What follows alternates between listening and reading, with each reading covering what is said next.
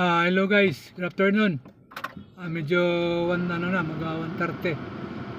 Pagka ganitong oras guys, ganitong hapon, ang natin, mata, parang inantok. Ingat po guys sa pag da-drive. At wag po kayo matutulog habang nagda-drive. Opo, delikado po 'yon. So kung inantok po kayo, tabi niyo lang. Tapos idlip kayo sa, halimbawa sa gasolinahan, station, sandali lang doon, idlip lang kayo. Huwag kayo ipilit na magdadrive ka na habang nasa biyahe.